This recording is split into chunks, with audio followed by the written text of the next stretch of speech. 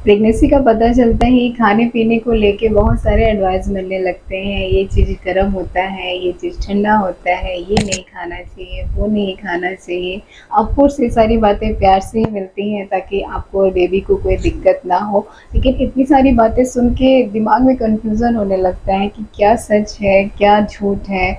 और फिर लोग भी बातें कई तरह की बताते हैं, कोई कुछ कहता है, कोई कुछ कहता है। तो आज हम लोग इस वीडियो में यही जानेंगे कि प्रेगनेंसी में ये जो खाने पीने को एडवाइस दिए जाते हैं वो कितना सच है और फिर आपको कितने हद तक इसको फॉलो करना है, क्योंकि प्रेगनेंसी में न्यूट्रिशन बहुत ज़रूरी है। तो न्यूट्रिशन का ख्याल तो आपको रखना ही है। सबसे पहले बात करते हैं सबके फेवरेट, मतलब मैक्सिमम लोगों के तो फेवरेट होंगे ही, चाइनीज़ फूड के बारे में। प्रेगनेंसी में चाइनीज़ फूड खाना चाहिए या नहीं खाना चाहिए? बिल्कुल खा सकते हैं, क्योंकि अब जो चाइना में चाइनीज़ फूड ही बनता है तो वहाँ के लोग प्रेगनेंसी में बिना खाना खाए तो रहते नहीं होंगे। आप खा सकते हैं, लेकिन हमारे इंडिया में जो चाइनीज़ बनता है ना, वो कुछ अलग ही स्टाइल में बनता है। उसमें बहुत सारे मसाले भी यूज़ होते हैं और ऊपर से इसमें प्रिजर्वेटिव यूज़ होता है। टेस्ट को बढ़ाने के लिए इसमें अजीनोमोटो भी यूज़ किया जाता है। तो आप चाइनीज़ खा सकते हैं, लेकिन जो अजीनोमोटो है वो बेबी के ब्रेन डेवलपमेंट में प्रॉब्लम करता है। तो अगर घर पे हाइजीनिक तरीके से चाइनीज़ फूड बना है जिसमें अजीनोमोटो नहीं पड़ा है तो वो आप खा सकती हैं, इसमें कोई बुराई नहीं है। लेकिन बहुत ज़्यादा मैदा भी खाना अच्छा नहीं होता है, तो एक सर्टेन अमाउंट में ही मैदे वाली अगर चाइनीज़ फूड आप खा रहे हैं तो कम ही अमाउंट में खाएं। बाकी चाइनीज़ फूड खाने में कोई दिक्कत नहीं है। खट्टे फल यानी कि सिट्रस फ्रूट जो होते हैं वो नहीं लेना चाहिए, इससे बच्चे को सर्दी हो जाती है। क्या सच में? सिट्रस फूड में विटामिन सी पाया जाता है जिससे आपकी इम्यूनिटी बढ़ती है, और जो विटामिन सी है वो आयरन के एब्जॉर्प्शन में भी अच्छा होता है, हेल्प करता है। तो ओवरऑल अगर देखा जाए तो ये प्रेगनेंसी में आपके लिए बहुत अच्छा होता है, क्योंकि प्रेगनेंसी में आयरन की डिमांड भी ज़्यादा होती है और इम्यूनिटी भी वीक होती है। तो आपकी प्रेगनेंसी में आपको डेली एक सिट्रस फ्रूट ज़रूर से शामिल करना चाहिए। दही ठंडा होता है तो दही खाने से बच्चे को ठंड लग जाएगी।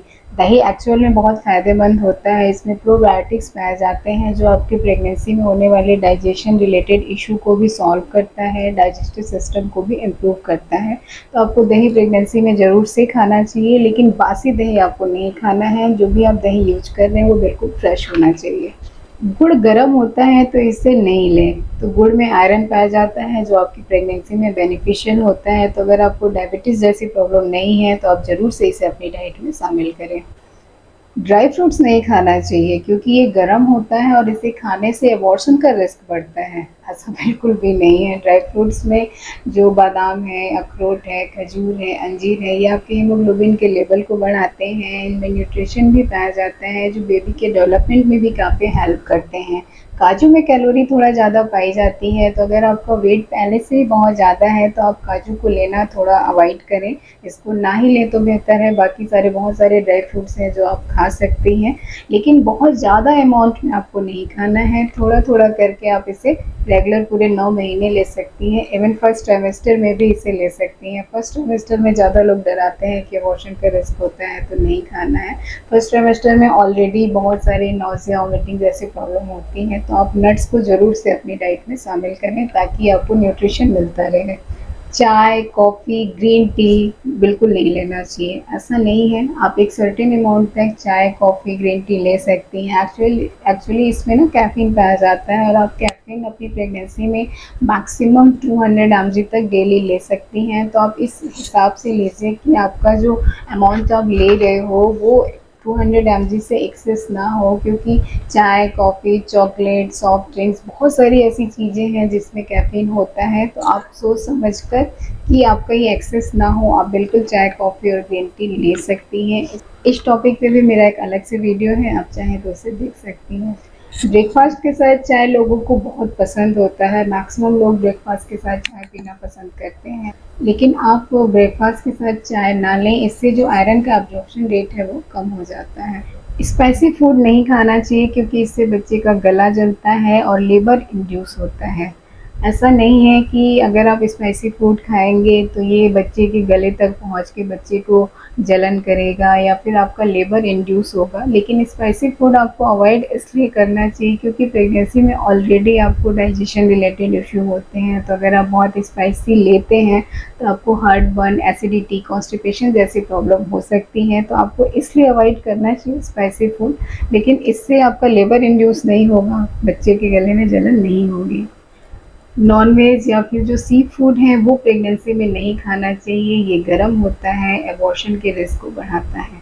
ऐसा नहीं है, ये जो नॉन-वेज फूड होते हैं ये प्रोटीन के बहुत अच्छे सोर्स होते हैं और हमारी प्रेगनेंसी में प्रोटीन की डिमांड बहुत ज़्यादा बढ़ जाती है। तो आप egg, fish, chicken, red meat सब कुछ खा सकते हैं, लेकिन ध्यान ये रखना है कि इसको कच्चा नहीं खाना है या फिर आधा पका हुआ नहीं खाना है। इसको अच्छी तरह से, पूरी तरह से पका के खाएँ। आप दिन भर में 1 से 2 एग ले सकती हैं, हफ्ते में 2 से 3 बार तक आप चिकन, रेड मीट ये सब ले सकती हैं। फ़िश खाने में आपको ये ध्यान रखना है कि मरकरी वाला फ़िश आपको नहीं लेना है, क्योंकि मरकरी जो है वो बच्चे के ब्रेन और नर्वस सिस्टम के डेवलपमेंट में प्रॉब्लम करता है। तो कोई भी ऐसी फ़िश जिसमें मरकरी है, जैसे स्वार्ड फ़िश, शार्क, ये आपको नहीं खाना है। लेकिन जो फ्रेश वाटर फ़िश होती है आप बिल्कुल इसे ले सकते हैं। जो फ़िश है उसमें ओमेगा 3 फैटी एसिड पाया जाता है जो बेबी के ब्रेन डेवलपमेंट के लिए बहुत अच्छा होता है और ये आप इसे सेफ़ली खा सकती हैं। नेक्स्ट बात कि अगर प्रेगनेंसी हो गई है तो अब आपको 2 लोगों का खाना खाना है, पहला अपने लिए, दूसरा बच्चे के लिए। ये ठीक है कि आपको अपने बच्चे के लिए खाना खाना और खुद के लिए भी खाना है, लेकिन डबल खाना नहीं खाना है। आपका बच्चा अभी इतना बड़ा नहीं है कि उसको एक एडल्ट पर्सन की डाइट चाहिए। अगर आप एक्स्ट्रा डबल खाना खाएँगे तो इससे आपका वेट भी गेन होगा और आपको जो वेट रिलेटेड प्रॉब्लम है, गेस्टेशनल डायबिटीज़ होने का रिस्क भी बढ़ जाएगा। प्रेगनेंसी में एक्स्ट्रा न्यूट्रिशन चाहिए, उसके लिए आपको थोड़ा एक्स्ट्रा खाना है, तो आपकी जो डेली की डाइट है उससे 300 से 350 कैलोरी आपको बस ज़्यादा लेना है। हर 2 घंटे पे आप ज़रूर कुछ खाएँ, पर कार्ब आप बहुत ज़्यादा अपनी डाइट में शामिल ना करें। आप जो भी खाएँ वो हेल्दी होना चाहिए, फ्रेश होना चाहिए, न्यूट्रिशन से भरपूर होना चाहिए। आपको क्वांटिटी पे नहीं, फूड की क्वालिटी पे ध्यान देना है। आपको प्रेगनेंसी में क्या-क्या खाने के लिए मना किया जाता था, कैसी-कैसी नसीहतें दी जाती थी, कमेंट सेक्शन में ज़रूर बताइएगा। अगर वीडियो पसंद आया तो इसे लाइक करिएगा। Happy and safe pregnancy. Thank you.